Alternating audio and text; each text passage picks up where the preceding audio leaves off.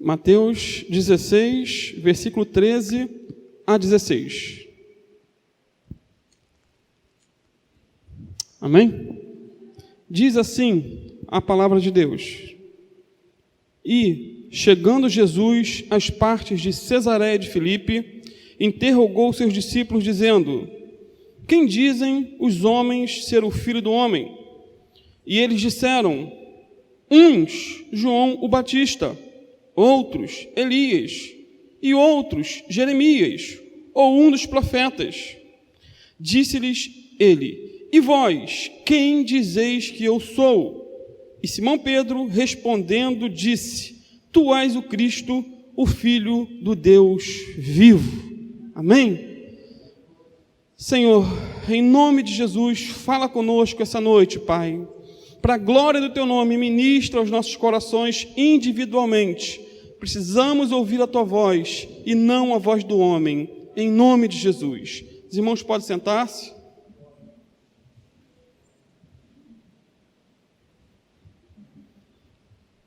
Quem dizeis que eu sou? Foi a pergunta clássica de Jesus aqui nesse contexto. E ao longo da história, várias e várias respostas foram dadas a essa pergunta do nosso Senhor Jesus Cristo.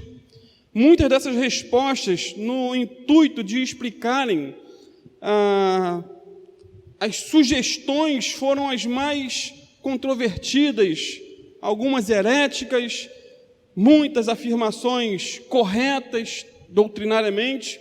Enfim, na época de Jesus, há 2000 anos atrás, alguns deram as suas sugestões acerca de quem era o Senhor Jesus. O povo, os líderes religiosos e até mesmo os demônios deram suas opiniões. E por incrível que pareça, os demônios foram os mais ortodoxos, os mais corretos, os mais bíblicos, porque eles conheciam quem era Jesus. Então vejamos em primeiro lugar quem era Jesus para o povo daquela época. Havia várias concepções, vários entendimentos acerca dessa pessoa chamada Jesus, e até hoje há esse problema. Muitos diziam que Jesus era João Batista, outros diziam que ele era Elias, e outro que era Jeremias ou outro profeta. Ou seja, eles criam na reencarnação, no misticismo, na superstição. João Batista tinha morrido recentemente. Como é que Jesus podia ser João Batista? Elias e Jeremias estavam mortos há séculos. Como é que podia Jesus ser esses profetas? E como Jesus poderia ser essas pessoas? Se a Bíblia diz claramente que aos homens está ordenado morrerem uma só vez, e depois disso vem juízo. Não é morte e ressurreição, morte e reencarnação. Não, é morte e depois juízo. Então, eles pensavam na possibilidade de alguém voltar a viver no corpo de outra pessoa. E essa crença, chamada de mentepsicose ou transmigração da alma, já era defendida pelos gregos há mais de 500 anos antes de Cristo. Eles acreditavam nisso, e essas concepções errôneas chegou também para muitos do povo judeu. Esse povo então estava rendido à confusão. A opinião que eles tinham sobre o Filho do Homem, ou o Filho de Deus, ou sobre o nosso Senhor Jesus Cristo, eram opiniões equivocadas na maioria das vezes. Ainda hoje o povo crê em um outro Cristo, e não no Cristo revelado nas Escrituras. Por incrível que pareça, temos a Bíblia, temos a revelação da palavra, mas ainda há muita ignorância a respeito de quem é Jesus. Em João 7, versículo 12, o povo estava dividido em relação a Jesus Cristo. Diz assim: e havia grande murmuração entre a multidão a respeito dele, ou seja, a respeito de Jesus. Diziam alguns: ele é bom, e outros diziam: não, ele engana o povo. Olha o que o povo pensava acerca de Jesus. Para uns, Jesus era bom, maravilhoso, gentil, meigo. Era o Senhor, aquele que estava sempre confortando o aflito, perdoando os pecadores. Para outros, Jesus era um enganador, Para outros, Jesus era um trapaceiro, um vigarista, um fanático, um falsário. Para o Portas do Fundo, Jesus é um homossexual, né? Você vê tantas concepções errôneas acerca dessa pessoa sublime. Quem é Jesus? Em João 7, 40 e 41, temos mais algumas opiniões acerca de Jesus. Quando eles ouviram essas palavras, alguns da multidão disseram: não há dúvida de que este homem é o profeta. Outros disseram: ele é o Cristo. Mas outros disseram: o quê? Como pode o Cristo vir da Galileia? Opiniões diversas acerca de Jesus. Quem é Jesus? O cego que foi curado, em João 9, versículo 17, ele foi bem claro: ele é profeta. O homem que estava ao lado de Jesus na hora da crucificação, ele reconheceu que Jesus era um rei. Ele pediu: Senhor, lembra-te de mim quando vieres no teu reino. Ele reconheceu que Jesus tinha um reino, que ele era rei e que podia salvá-lo. Quem é Jesus? Em segundo lugar, quem era Jesus para os líderes religiosos da época? Chamaram ele de blasfemador, em Marcos 2, versículo 7. Chamaram ele de Satanás. Imagina, em Mateus 9, 34.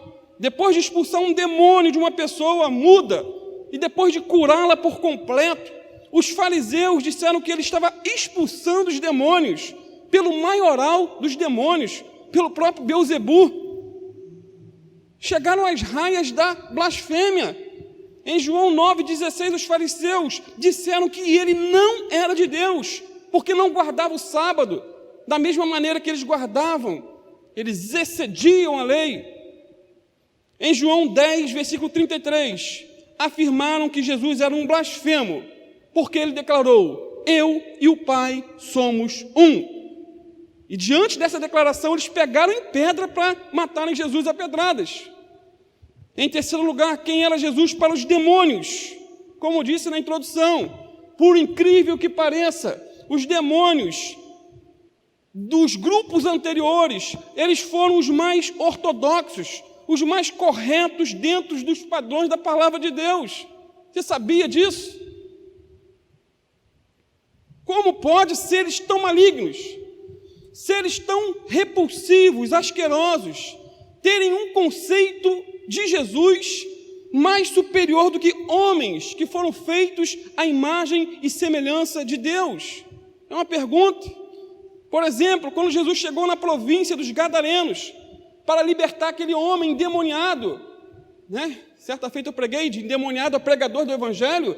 Quando Jesus chegou para libertar aquele homem, os demônios que estavam nele disseram, Mateus 8, 29, que temos nós contigo, Jesus, Filho de Deus. Vieste aqui atormentar-nos antes do tempo? Eles reconheceram que Jesus era o Filho de Deus e que tinha poder para atormentá-los. Em Marcos 1, 21 a 25, diz que estava na sinagoga ensinando o Senhor Jesus certa feita, e de repente um homem endemoniado se levantou no meio do culto, exclamando: que temos contigo, Jesus Nazareno? Vieste destruir-nos? Bem sei quem és, o Santo de Deus. Afirmação totalmente bíblica. Jesus é o Santo de Deus. Ele é santo, santo, santo. Os demônios chamaram Jesus de Santo de Deus, por outro lado. Os fariseus chamaram Jesus de príncipe dos demônios. Esses homens, a gente não pode botar ninguém no céu nem no inferno, mas se não se arrependeram, com certeza estão lá embaixo.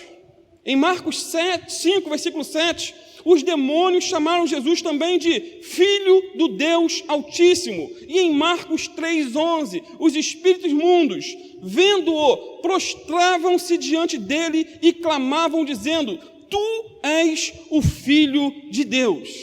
Então, é muito interessante observar que os demônios, apesar de possuírem uma natureza totalmente malévola, eles conheciam bem quem era Jesus. Ao passo que os homens diziam e falavam coisas que raiavam as raias da blasfêmia em relação a Jesus. Os demônios sabiam quem era Jesus. A Bíblia revela quem é Jesus. E para você, eis a pergunta: quem é Jesus? Você está confuso como aquele povo? Alguns estão indo às raias da blasfêmia com relação a Jesus. E para você, individualmente, quem é Jesus? Em quarto lugar, quem era Jesus para os apóstolos? Quem é Jesus para o apóstolo Pedro, por exemplo? Qual era o conceito que o apóstolo Pedro tinha a respeito de Jesus? No texto que lemos no início, Pedro disse: Tu és o Cristo, o Filho do Deus vivo. Que declaração profunda! Que declaração! Pedro dá uma resposta lúcida, uma resposta objetiva e verdadeira. Jesus é o Messias, Jesus é o Salvador. Ele não é apenas um grande profeta, não, mas ele é o próprio Filho do Deus vivo. Ele é Deus. A coisa mais importante não é o que os outros dizem sobre Jesus, mas sim o que a Bíblia diz acerca de Jesus.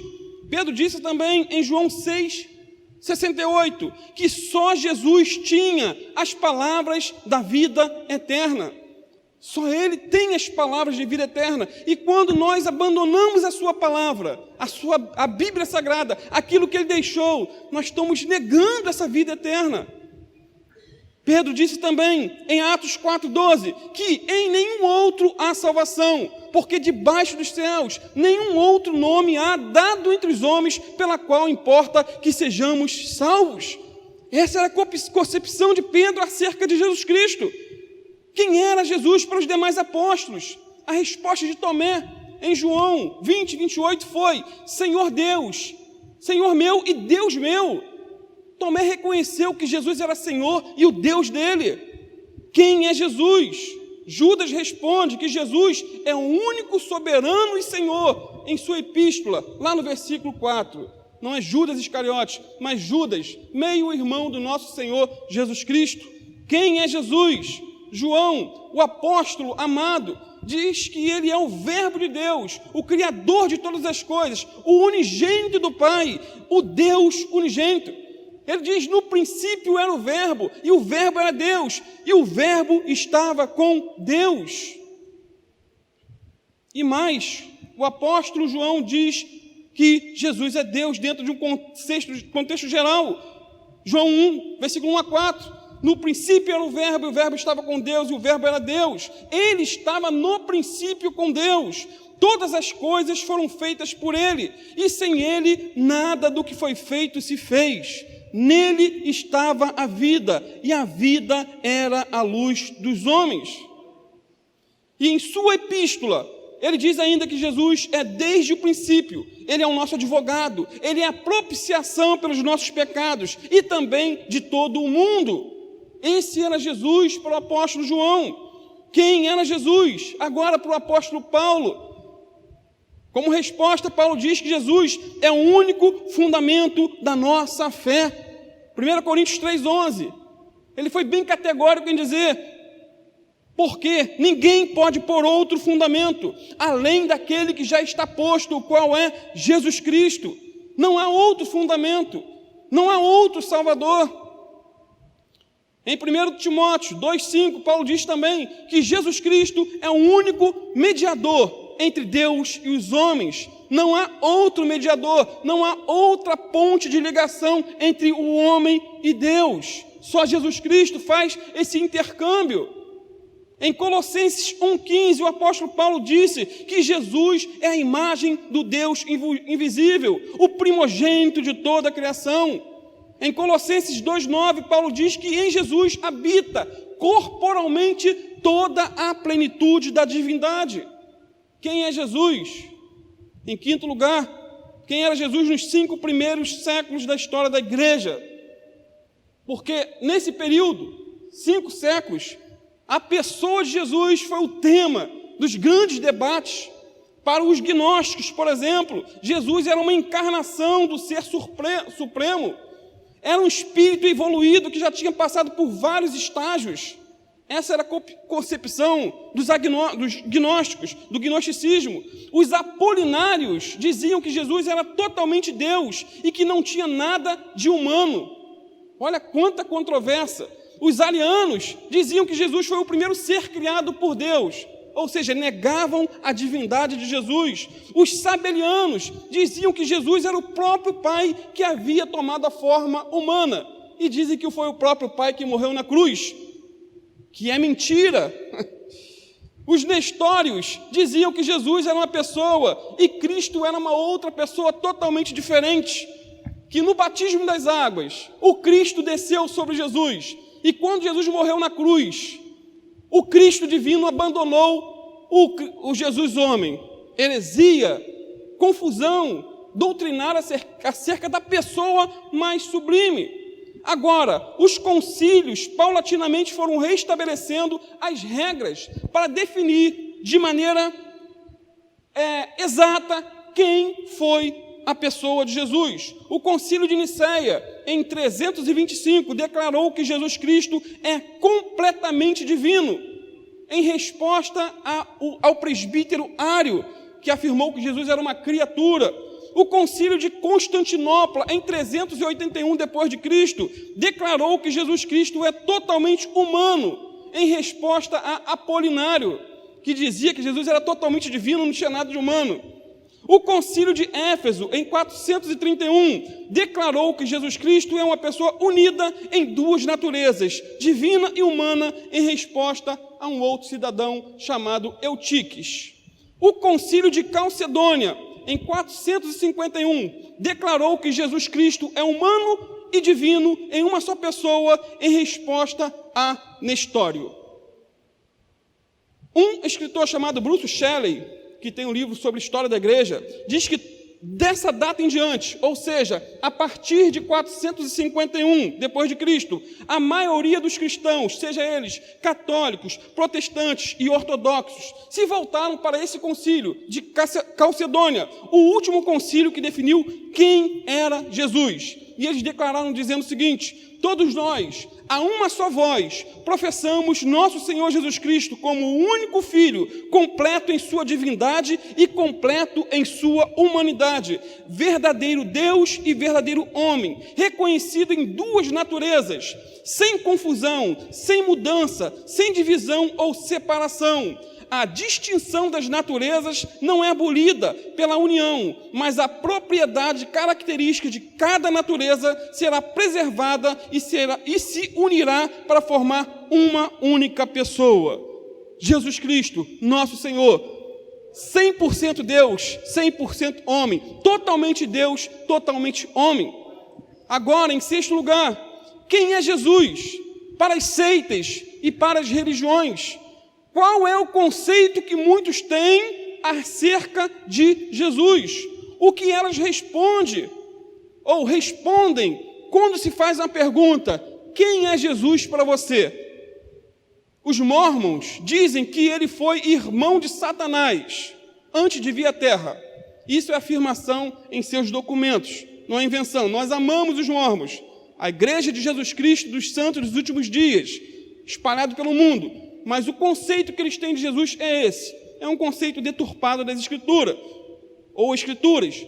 Testemunhas de Jeová, seguindo a mesma heresia de Ário, eles dizem que Jesus é um Deus pequeno, com letra minúscula, que foi um ser criado, que ele não é Deus, que ele não é o Todo-Poderoso, mas que ele é inferior ao Pai. Os muçulmanos dizem que Jesus foi um dos profetas de Alá, sendo Maomé maior do que Jesus. Os católicos romanos dizem que tudo é por Jesus, nada é sem Maria. Colocam Jesus no mesmo patamar de Maria. Jesus não é o único mediador, existem vários outros mediadores dentro do sistema católico. O reverendo Moon, fundador da Igreja da Unificação, dizia, porque já morreu, que Jesus foi um fracasso. Olha que afirmação, blasfêmia. Jesus foi um fracasso, pois tinha que ter casado, mas morreu assassinado pelos judeus antes de cumprir a sua missão. E esse homem se dizia Senhor do segundo advento, porque assim como Jesus falhou no seu primeiro, ele veio para consertar o que Jesus não tinha feito, que era casar-se e ter aí filhos. Henri Christ, quem não conhece, diz que Jesus viveu uma vida imoral até os 30 anos. E diz ainda ser ele o próprio Cristo, a reencarnação de Cristo. Ele está vivo ainda, mas está com os dias contados. O apóstolo José Luiz Jesus Miranda dizia, pois já morreu de câncer há alguns anos atrás, dizia ser o Jesus homem na terra. E levou muita gente para o inferno, e muitas pessoas até hoje não entram, não pisam numa igreja, porque ele ensinou que o número 666 era um número de sabedoria e que tinha que ser, as pessoas tinham que se tatuar com esse número. E até hoje tem muitas pessoas que botaram o número 666 no corpo por influência desse homem maligno. Em visita ao Brasil, esse homem, há alguns anos atrás, chegou à moda de turista no aeroporto internacional. Óculos escuro, pulseira, cordão de ouro, relógio Rolex e um relógio Rolex de $11 mil, e saiu dirigindo uma BMW, parecia um Mauricinho, e dizia ser Jesus Cristo homem na terra. Agora, qual será a nossa resposta individual acerca dessa pergunta? Quem é Jesus? Quem é Jesus? Será que nós somos mais bíblicos que os demônios? Será que somos mais corretos que as seitas e religiões? Será que somos ignorantes e supersticiosos como o povo da época de Jesus? Será que somos tão cegos e ignorantes como os fariseus? Quem é Jesus para cada um de nós? Quem é Jesus para você, meu amado? Você que tem lido a Bíblia, qual a tua conclusão?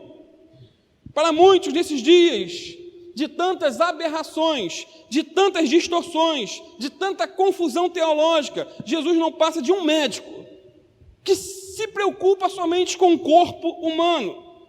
Muita gente só olha para Jesus ou para a igreja como se fosse um hospital, esperando apenas a cura para o seu corpo doente. Esperam de Jesus somente um toque, uma cura, um milagre. Não vem nada mais do que isso. Amados, nós cremos que Jesus cura, cremos que Ele é o mesmo ontem, hoje e eternamente, mas focar Jesus só nisso é muito raso. Por outro lado, outros têm a concepção que Jesus é um Papai Noel, que vive somente para dar presente. Mas o Jesus da Bíblia não só dá presente, mas Ele corrige aquele quem ama. Agora, uma visão equilibrada e bíblica de quem é Jesus é fundamental para uma vida cristã saudável. Conhecer exatamente quem é Jesus. Quem Jesus disse que era? Eis a questão. Já vimos o que os demônios falaram, o que os líderes religiosos falaram, o que as seitas dizem. Agora, mais do que o que os outros dizem a respeito de Jesus, o mais importante é o que ele dizia acerca de si mesmo. Qual era o conceito que ele tinha de si? Diante das frases que eu vou dizer aqui, aí Biana às vezes não gosta que a gente use essa expressão, ou ele era louco, ou ele era Deus. Só tem 2 ou 3 opções. Jesus disse em João 14,6, eu sou o caminho, eu sou a verdade, eu sou a vida, ninguém vai ao Pai senão por mim. Não há outro meio de salvação. O exclusivismo denominacional é um pecado. Nenhuma igreja pode dizer ser a detentora da salvação, mas Jesus pode dizer, ou uma igreja pode dizer, olha, só Jesus salva. Ele é exclusivista. Jesus é o caminho para o céu, é o caminho da paz com Deus. Jesus é o caminho de volta à árvore da vida, que anteriormente foi fechado por Adão e Eva. Jesus também é a verdade completa e única. Jesus é a verdade em meio às falsidades, a tantas ideologias loucas que rondam pelo mundo. Ele é a verdade absoluta em meio a tantas mentiras religiosas. Jesus é a única verdade que liberta. E conhecereis a verdade vos libertará. Jesus é a verdade que liberta. Jesus também é a vida, a fonte de vida espiritual e eterna. Ele é aquele que nos dá vida de verdade, em meio à morte espiritual que reina nesse mundo. Ele é a vida. Jesus é o caminho que devemos andar, amados. Ele é a verdade que devemos crer. E Ele é a vida que devemos viver. Jesus é o caminho que não nos deixa errar, a verdade que não nos deixa falhar, e a vida que nunca vai acabar. Ele tem promessas de vida eterna para cada um de nós. Não é uma vida temporal nessa terra, mas uma vida eterna nos céus.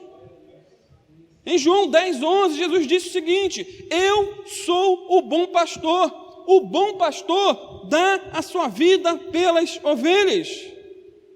Olha que interessante, Jesus disse que é o bom pastor. E nós estamos numa época em que os pastores estão entre as 3 classes mais desacreditadas do Brasil. E Jesus se revela como bom pastor. Pastor faz parte dos 3 P's mais desacreditados: a polícia, o político e os pastores. O bom pastor conhece as suas ovelhas. Jesus conhece você, conhece a mim, conhece os nossos dramas, conhece os nossos medos, fraquezas, pecados, sonhos, pensamentos, conhece as nossas provações. Ele sabe aonde dói. Como bom pastor, Jesus supre cada uma das nossas necessidades, nesses desertos do mundo que temos vivido. Ele nos conduz pelo caminho reto, pelas fontes das águas vivas. Como bom pastor, Ele suporta com muita paciência as fraquezas e imperfeições das suas ovelhas. Ele sabe corrigir, Ele sabe quando deve quebrar a patinha da ovelha desgarrada. Ele sabe que a ovelha é um animal indefeso, um animal inseguro, um animal míope. A visão da ovelha ela é curtíssima. Jesus sabe disso. Ela é fraca, dependente, quase cega. Por isso, toda ovelha depende de um pastor. E Jesus é esse bom pastor. Nós, como pastores aqui da igreja, somos ovelhas do pastor dos pastores, do nosso Senhor Jesus Cristo. Então, o bom pastor não é aquele que oprime. O bom pastor não é aquele que explora, que devora as ovelhas, mas é aquele que dá a vida pelas ovelhas. E Jesus disse: eu sou o bom pastor. E eu dou a vida pelas ovelhas. E Jesus deu a sua vida de maneira voluntária por cada um de nós. Ele derramou seu precioso sangue na cruz do Calvário para te salvar, para me salvar. Ele morreu por mim, Ele morreu por você. Quem levou Jesus à cruz não foram os romanos e nem o sinédrio, mas os nossos pecados. Jesus morreu na cruz por amor. Ele fez isso por vontade própria. Ninguém o obrigou, ele não foi constrangido. Em João 10:18, Jesus disse: ninguém tira a minha vida, eu a dou espontaneamente. Ou seja, espontaneamente Jesus morreu na cruz, por você e por mim. Você crê nisso? Em João 10:9, Jesus disse: eu sou a porta.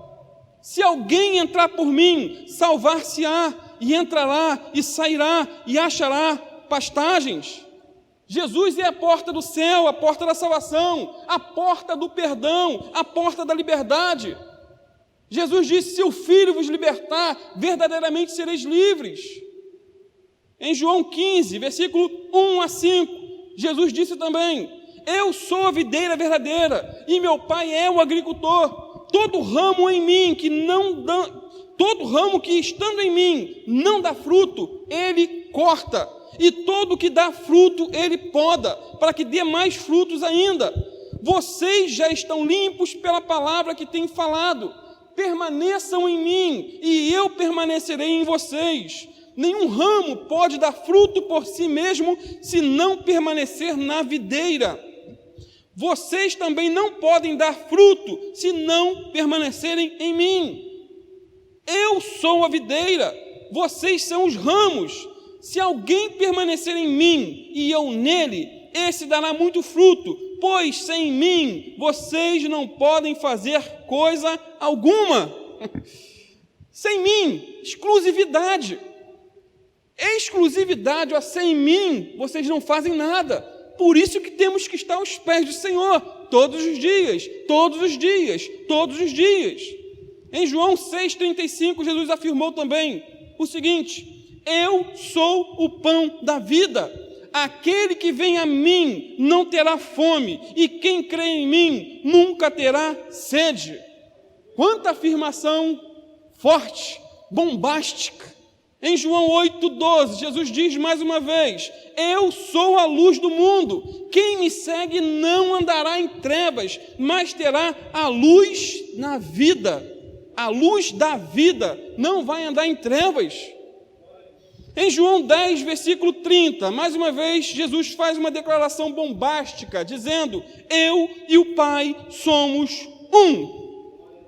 Eu e o Pai somos um. Olha que tremendo. Por isso que os judeus ficaram tão escandalizados com essa declaração que pegaram em pedras para o apedrejar. Jesus é quem revela o Pai, amados. Jesus não é apenas um filho de Deus, ele é o Filho único do Deus Altíssimo. Ele é quem revela o Pai a nós. Ele é da mesma substância e essência do Pai. Ele é co-igual, co-eterno e consubstancial com o Pai. Ele e o Pai são um. Ele é Deus de Deus, luz de luz. Se você quer ver Deus como Ele é na essência, olhe para Jesus. Se você quer ver a mente de Deus, conhecer o coração de Deus, a natureza de Deus, olhe para Jesus.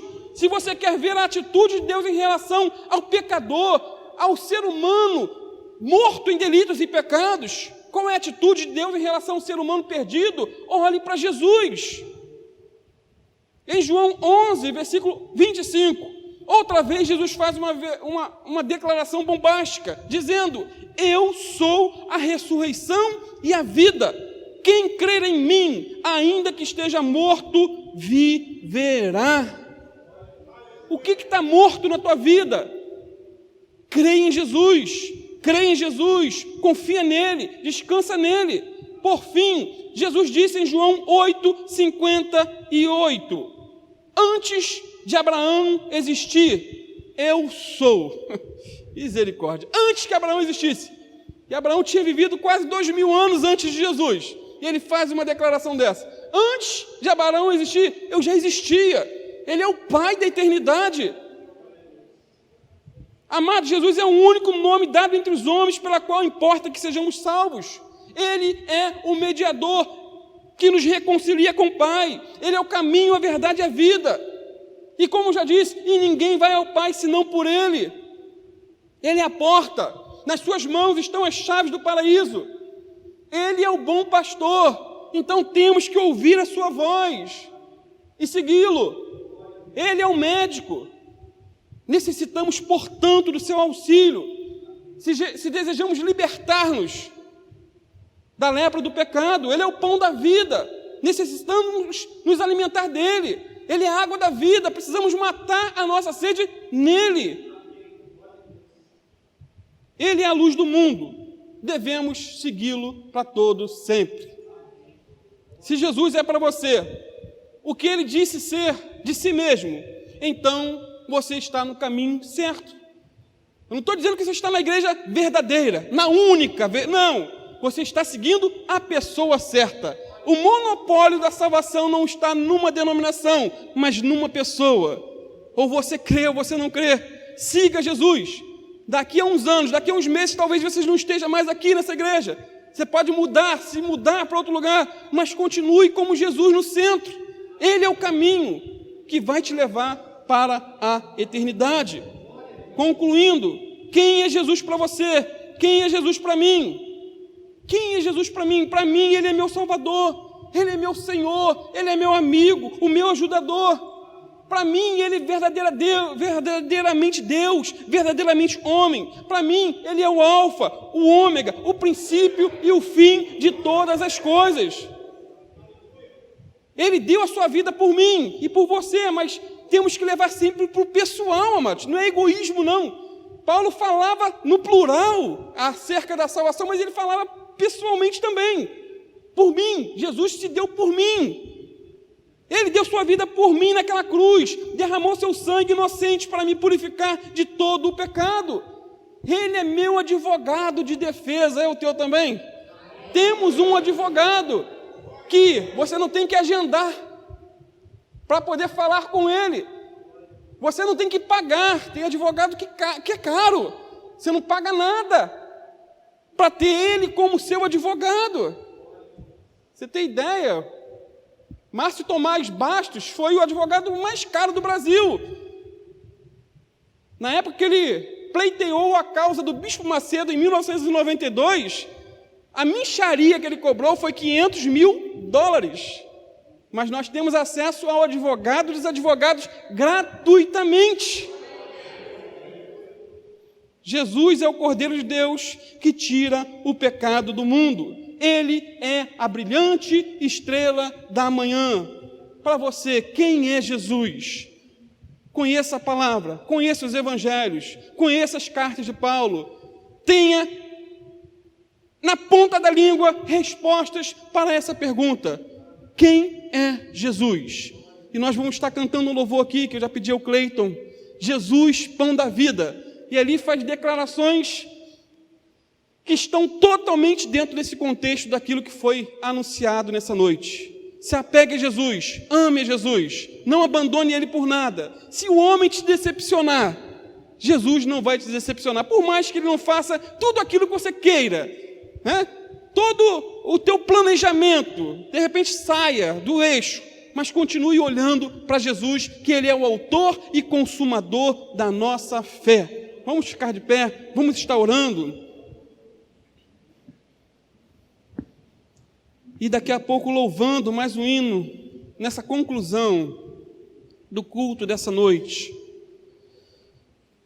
Santo Deus, te louvamos, Pai, te louvamos porque aprove a Ti abrir os nossos olhos, Senhor, aprove a Ti nos revelar o Teu Filho Jesus, aprove a Ti, Senhor, nos esclarecer através da Tua palavra, Senhor, quem é Jesus. Muito mais, Senhor, do que saber quem é Jesus, nós queremos andar com Jesus, Pai. Queremos viver para Ele, queremos nos entregar a Ele. Então, Senhor, em nome de Jesus, toma nossas vidas nessa noite.